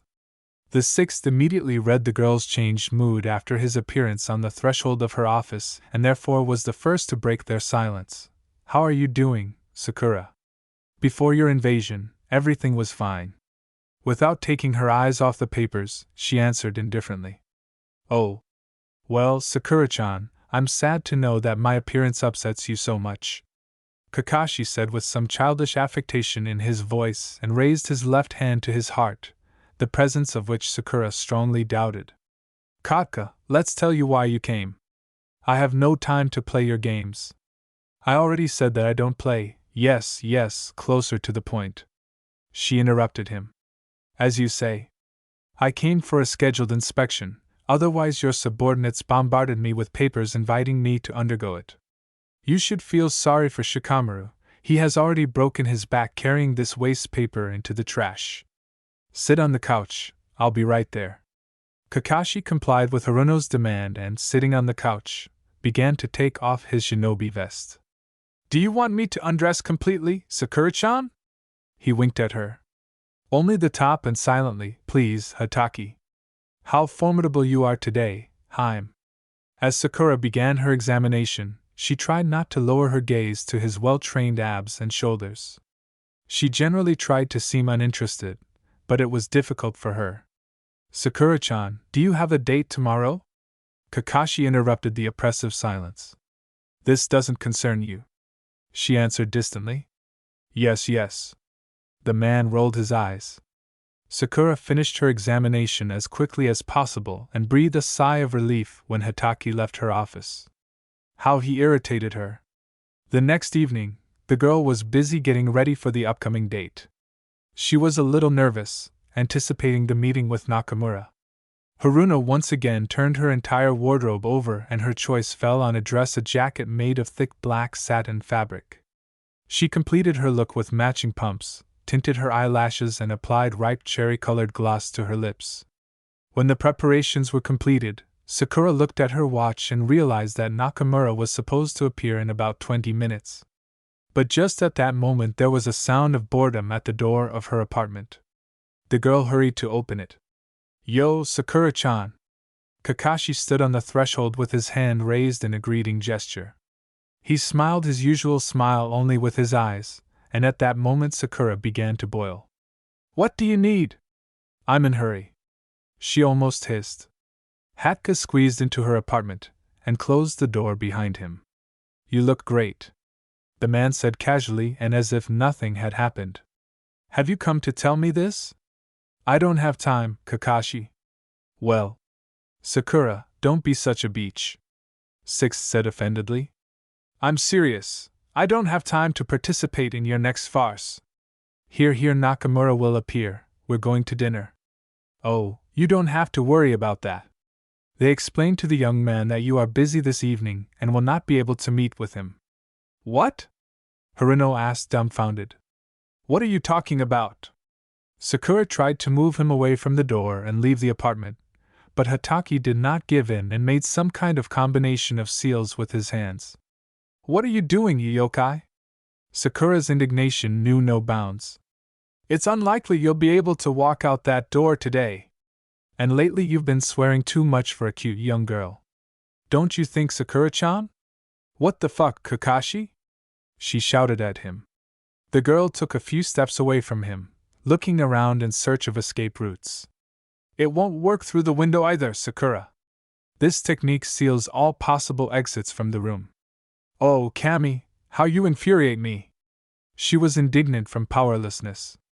Half an hour later, Sakura, resigned to the situation, sat in her kitchen. The girl crossed her arms over her chest, nervously shook one leg and looked resentfully at Hitaki, who was running her kitchen like he was at home. A couple of minutes later, a bang was heard in the room and Pakin appeared. They're exploiting the poor dog. You have no conscience, Kakashi, Niken grumbled. Hitaki took the package from Pakin, which he had brought, and continued to restore order in Sakura's kitchen. Don't grumble and thank you, buddy. The man thanked the pug. Oh, Sakura-chan. Why so gloomy? Niken turned to the girl. He's holding me hostage. You'll be happy here. A tyrant. The pug sighed. Tyrant. Haruno supported him. Operator. Pakin. Hitaki interrupted their tirade. I will give your favorite canned food to street cats. Sorry, Sakura-chan, he has the advantage. Now it's just your war. Well, hold on. The pug grumbled and with the same bang as he appeared, he disappeared. Wait, how did he? You said you can't leave here? That's right. You can't, only if you're not a Niken, a conscript. Haruno frowned even more. The girl carefully watched the man in her kitchen for a couple of seconds, and then sighed heavily and asked, What are you doing anyway? Well, we can't leave you without dinner since you didn't get to meet your friend. Ha, really, and by whose grace, tell me, I couldn't meet him. Hitaki looked at her innocently and shrugged. Sit down at the table, dinner is ready, the man announced. Haruno wanted to send him to hell, but her stomach was already doing somersaults from hunger, and two pleasant aromas were coming from the kitchen. She decided to accept surrender. Dinner was truly incredibly delicious. So much so that the girl even began to slowly let go of her anger. The only thing that added to the awkwardness of the situation was that Hatake was again sitting in front of her without a mask. Kakashi, I don't even understand what yukai is going on. Explain? The girl asked calmly.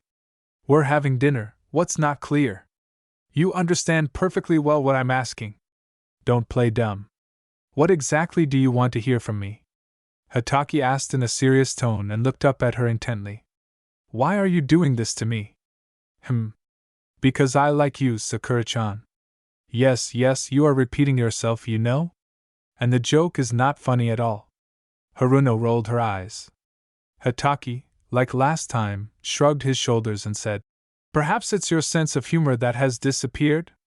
You know, maybe this suitor of yours from Hidden Cloud is such a bad influence on you.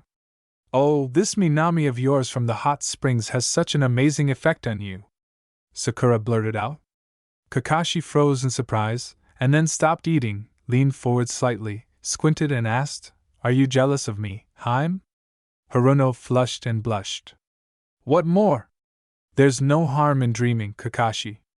The man laughed loudly. Yeah. He said when he calmed down a little. In any case, you have no reason to be jealous. Hatake stood up from the table and took out a bottle of fruit wine from the bag Pakin had brought. Would you like a drink? The man suggested. No thanks. No more alcohol in my life. Especially in your company. Are you really afraid that you'll come and kiss me again? He raised his eyebrows in surprise. I think I already said that there won't be a next time. The girl's face flushed red for the umpteenth time this evening. Oh well. The man laughed again, put away the bottle and returned back to the table. Don't you think that in our conversations we are walking in some kind of vicious circle? Do you want to talk about it? Sakura, we can always discuss what's bothering you. Yes, it worries me. Because what is happening deprives me of any understanding. Yes, I made a mistake, and instead of talking and solving this problem, we are playing incomprehensible games.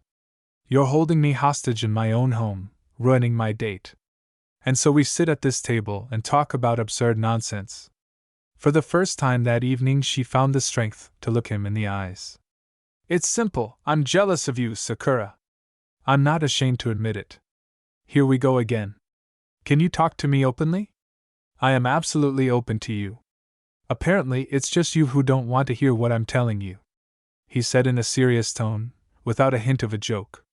All you do is, at every opportunity, try to tease and hurt me for my mistake. It's a mistake, that means... The man visibly became sad. And you yourself, Sakura, what do you want? I want everything to be as before. I am ashamed of my outburst, and I am very worried about it. I want us to forget everything that happened and return our past communication. I want us to be able to talk calmly again, have dinner together and be friends. Be friends? Yes. Well, let's be friends, Haim. Hatake said with a sad grin.